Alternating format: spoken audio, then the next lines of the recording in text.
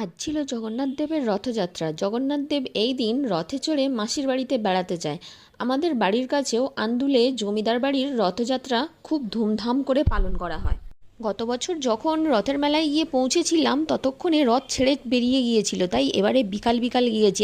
তাই রথের চাকা গড়ানোর মুহূর্তেই দড়ি ধরার সুযোগ পেয়েছিলাম। তারপর আমার বর গিয়ে পুজোর প্রসাদও নিয়েছিল একটু। রথের মেলা মানেই রকমারি ফুল ফলের গাছ, কত ধরনের গাছ। এই গাছে তো দেখলাম লেবু শুদ্ধ ধরে আছে। শুধু গাছ তা নয়, নানা রকমের মাছ, পাখি, পায়রা, খেলনা, খাবার দাবার। একটা মেলায় সাধারণত যেরকম হয় সেই রকমই থাকে। এখানে দেখো গোপাল মাথায় চড়ে রথ দেখতে বেরিয়েছে। তারপর আমরা গেলাম ফুচকার দোকানে, টপাটপ করে ফুচকা খেয়ে নিলাম কয়েকটা। তারপর আর কি, যেটা ছাড়া রথের মেলা অসম্পূর্ণ, জিলিপি, সেই দোকানে গেলাম, জিলিপি কিনে বাড়ি চলে এলাম।